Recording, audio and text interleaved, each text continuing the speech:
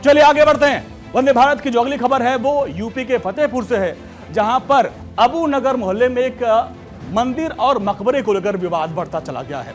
दरअसल हिंदू संगठन इस मकबरे को हजारों साल पुराना भगवान शिव और श्री कृष्ण का मंदिर होने का दावा करते हैं और इस मकबरे में पूजा पाठ करने पर अड़े हुए हैं, जबकि मुस्लिम पक्ष इसे नवाब अब्दुल समद का मकबरा बताते हैं। अब इसको लेकर विवाद हो गया। विवाद क्यों हुआ वो तस्वीरें आप देखिए। ये देखिए 11 अगस्त 2025 की तस्वीर है, जब नवाब अब्दुल समद की मकबरे पर तमाम हिंदूवादी संगठन पहुंच गए। जो फतेहपुर के जिला अध्यक्ष हैं वो भी पहुंचे, वहां पर उनकी अगुवाई में टीम पहुंची और वहां पर उन्होंने पूजा पाठ करने की कवायद की। इसके बाद से विवाद दोनों तरफ से बढ़ता चला गया है और पुलिस ने हालांकि यहाँ पे कार्रवाई की, इन लोगों के खिलाफ कार्रवाई की। यहाँ पे देखिए किस तरीके से देखिए तोड़फोड़ की गई, वहां पर ऊपर चढ़ गए और जमकर यहाँ पे तोड़फोड़ की गई और ये दावा कर रहे हैं कि ये वर्षों पुराना मंदिर है, हिंदू मंदिर है, जबकि मुस्लिम पक्ष दावा करते हैं कि ये मकबरा है। इसको लेकर विवाद हो गया। यहाँ पे तस्वीरों आप देख सकते हैं, पुलिस वाले भी खड़े हैं। अब बाद में इस पर कार्रवाई हुई, लेकिन इस कार्रवाई पर भी सवाल खड़े हुए हैं। उसको लेकर भी हम आपको बताएंगे किस तरीके से इस पर विवाद हुआ, क्या है पूरा मामला।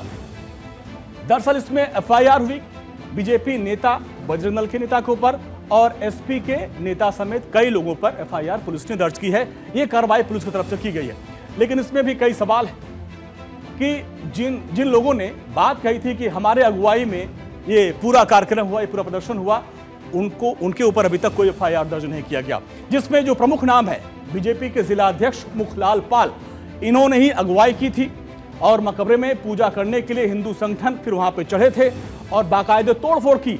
ऑन कैमरा भी बीजेपी जिला अध्यक्ष ने यह माना था कि उनकी ही अगुवाई में लोगों ने मकबरे में जाकर पूजा अर्चना की थी।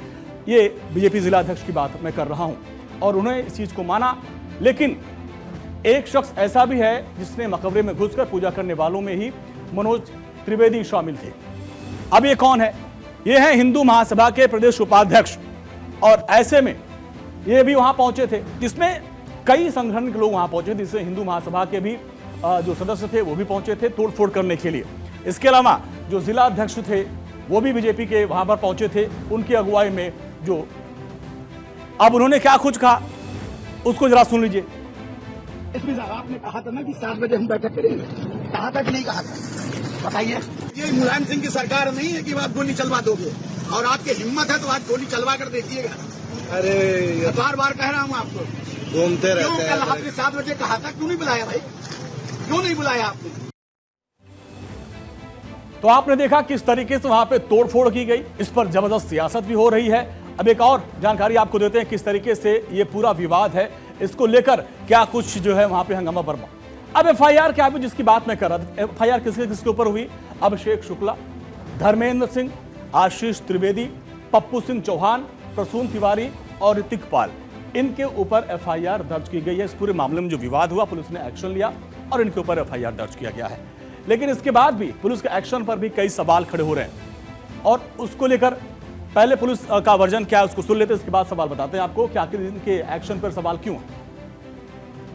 लगातार वीडियोग्राफी भी इसकी हुई है और ड्रोन से भी देखा गया है और जो भी लोग इसमें जिम्मेदार हैं उनके ऊपर कार्रवाई की। जैसा कि मैंने बताया कि इन सभी लोगों के जो भी जिन्होंने कानून को हाथ में लिया उस पर कार्रवाई की जाए।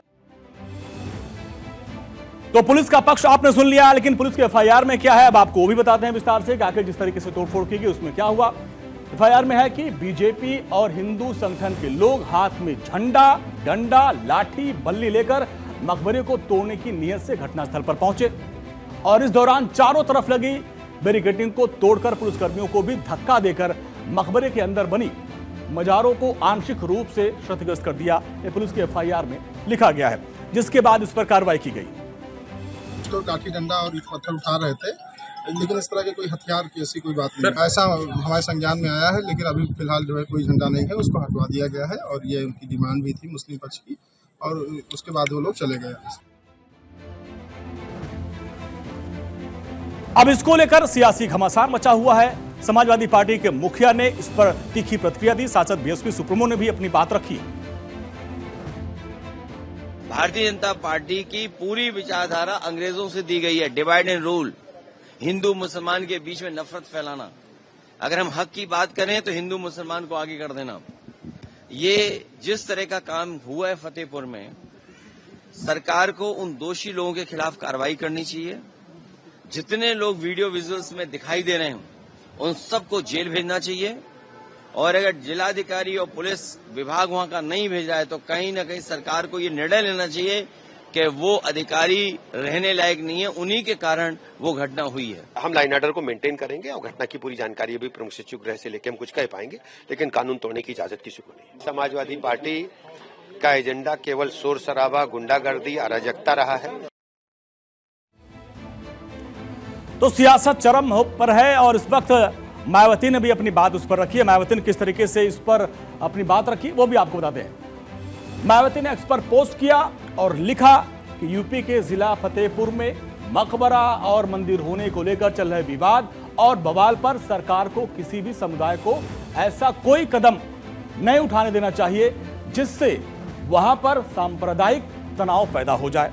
मायावती ने पोस्ट किया, लिखा कि आपसी भाईचारा और सद्भाव भी बिगड़े, सरकार इस मामले को जरूर गंभीरता से ले, साथ ही जरूरत पड़ने पर सख्त कदम भी उठाए। इसको लेकर आप देखिए तमाम जो सियासी पार्टियां हैं वो अपने अपने तरीके से इस पे जो है अपनी बात रख रहे हैं। सियासत जबरदस्त हो रही है। अब इन 4 तस्वीरों के माध्यम से पूरे विवाद को आप समझिए। मकबरे विवाद के जो मुख्य आरोपी हैं पप्पू सिंह चौहान, ये नेता हैं एसपी के। इसके अलावा देखिए मकबरे विवाद में जो मुख्य आरोपी हैं प्रसून तिवारी, जिला महामंत्री बीजेपी युवा मोर्चा के, ये भी वहां पहुंचे थे।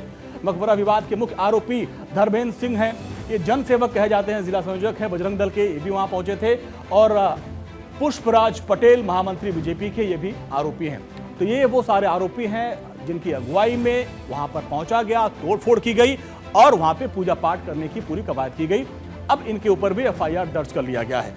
लेकिन इसके बाद भी कई और सवाल हैं, उन सवालों का भी हम रुख करते हैं कि क्योंकि पुलिस की तरफ से जो एक्शन लिया गया है उसमें भी सवाल है कि जो मेन जिला अध्यक्ष थे उनका नाम एफआईआर में दर्ज क्यों नहीं है।